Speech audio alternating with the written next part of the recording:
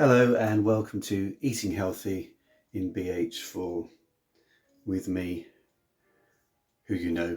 After Sanremo sauces, we may have moved down a postcode, but we've certainly moved up in the healthy eating stakes.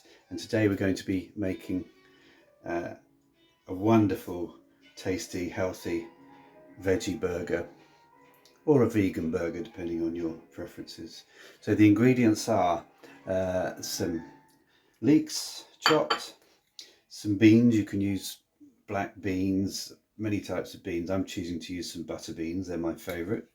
Some walnuts, kale, fresh coriander, mushrooms, oats, sun-dried tomatoes, some mustard, some tarragon, oregano, black pepper and some garlic granules, or you can use fresh garlic, and some cooked brown rice that I prepared earlier.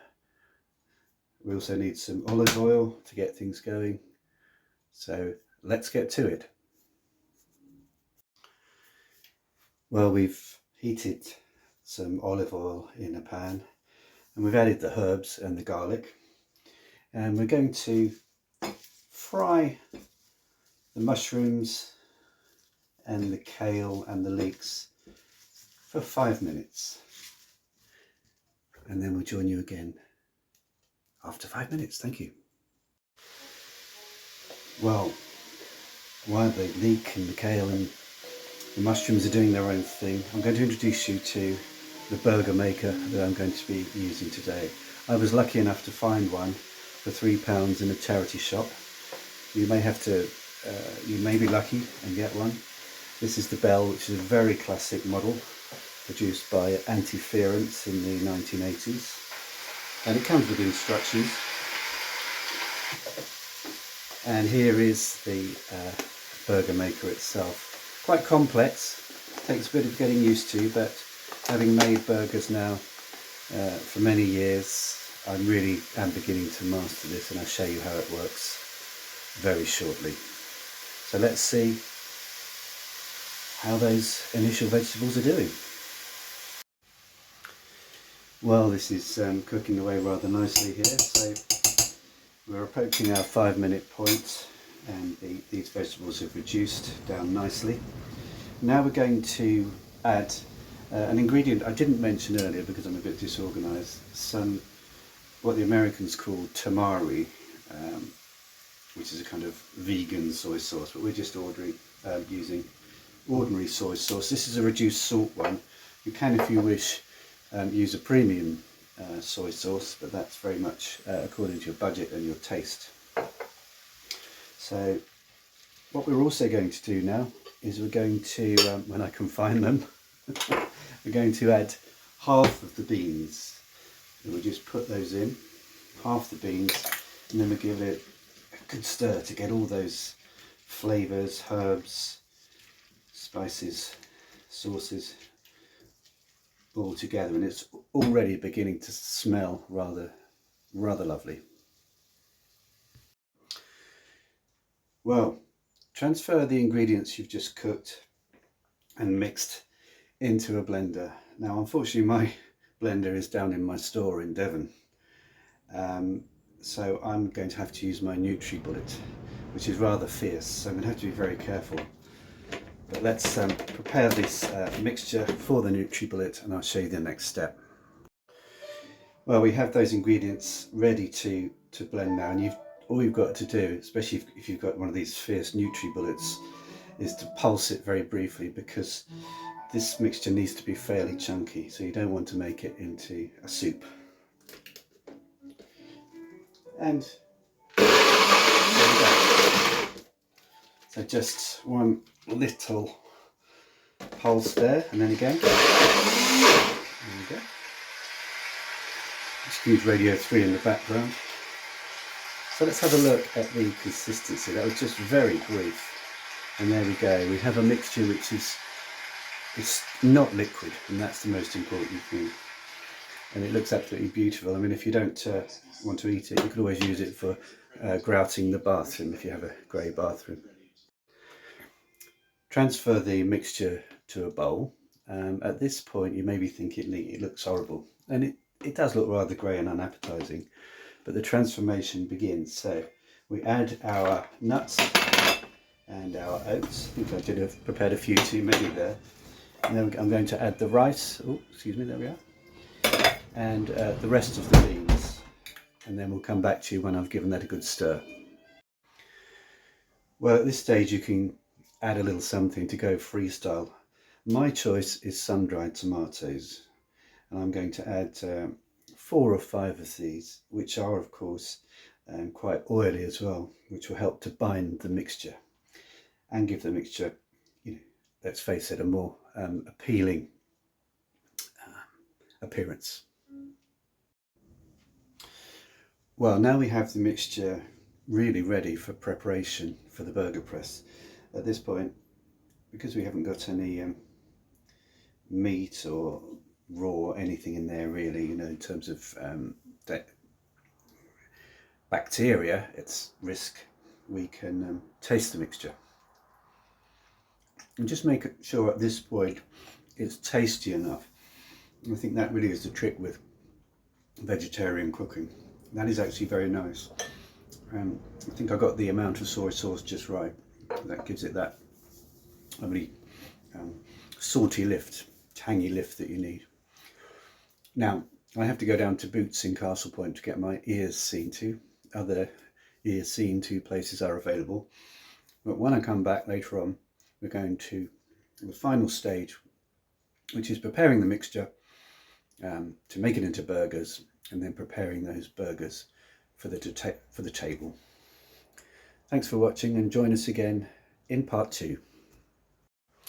Just one little thing to note, at this point, because the mixture is still quite hot, this is a great time to have a break. Your ears may be okay, but you may have something else to do, like go for a swim or take the dog for a walk, and when you come back the mixture will be cool enough to handle in order to make it into the burger shapes.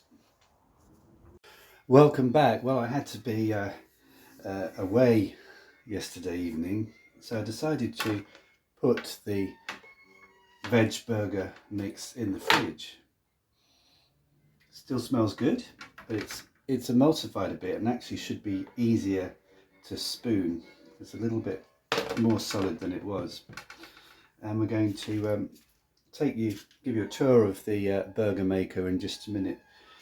Quite funny reading the instructions. It really does date the machine here. It says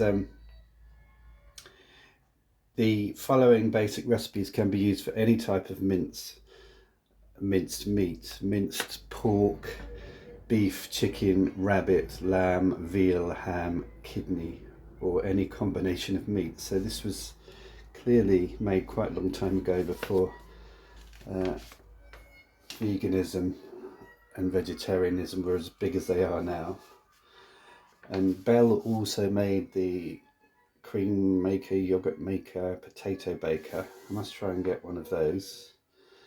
And funnily enough, you have 2 recipes in here: a budget recipe and a standard recipe.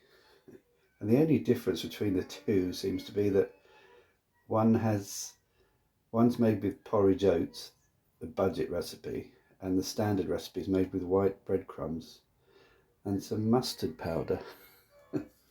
So more dating. Anyway, that's that. So I'm going to show you how we use the burger maker. Back in the day, you need 2 wax discs ideally to stop the mixture sticking.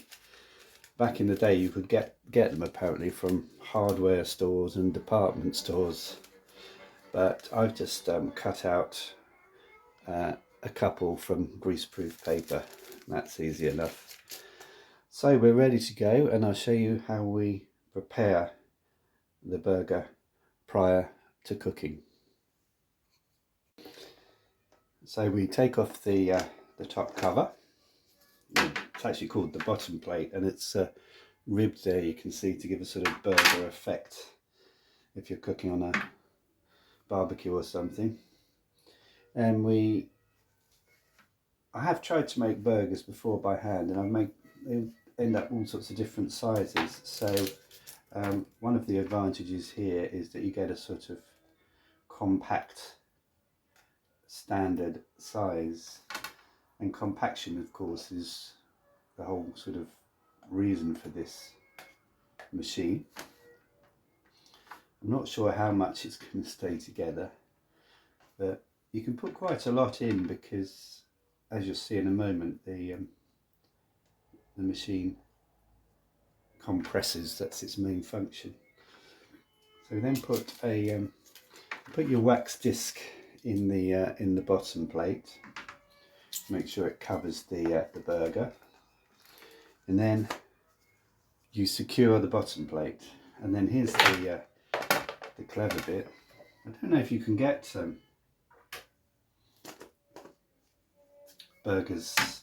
burger makers presses today. I assume you can.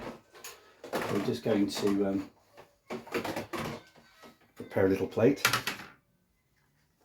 So anyway, you turn the burger. Oh, it's not quite on there. There you go. That's secure. Turn it over, and this is a sprung mechanism.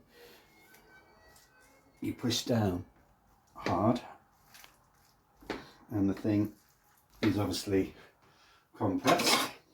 Just going to give it a couple more goes to make sure you can kind of hear it compressing in there. And then you obviously open it up again. Actually, I'm going to leave the wax on for now because we're not quite ready to cook.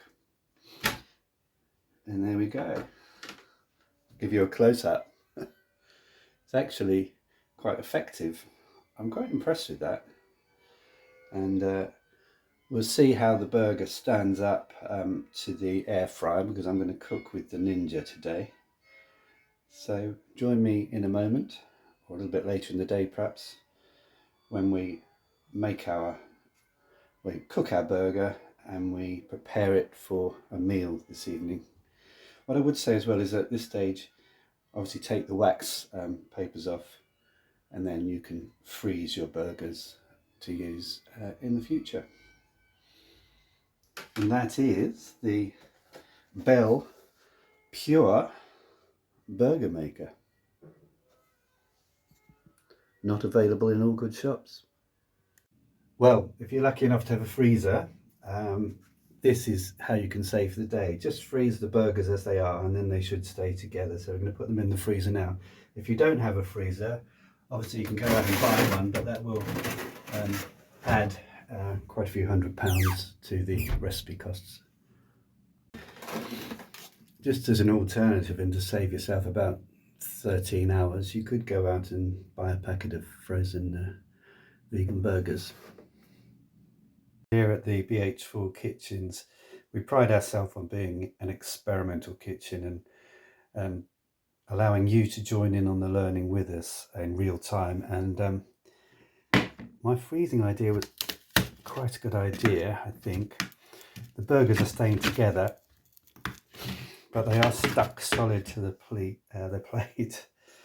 So I'm going to have to do a little bit of knife work. Anyway, I'm being honest. These are the risks one takes when one strives for gastronomic excellence. Well, all resolved. Now we have some nice frozen burgers, which can go back into the freezer. Where there's a will, there's a way. Welcome back. Well, it's time to fire up the Ninja. I've put 2 of the burgers into the bottom of the Ninja pan. And I'm going to select on air fry. I think we need a temperature of about 180, and we're going to give it 14 minutes, so sort of 4 minutes preheat, and then about 10 minutes cooking time, and then we'll see how things go. These have just come out of the fridge, so they may need a bit longer. So let's start her up. Well, with the air fryer being quite a fierce on the whole heating method, best to check your burgers about halfway through. You can turn them over, you don't have to. If they're getting a bit dry though, or they're not cooking well on one side, I would recommend that. But for now I think they're going to be okay.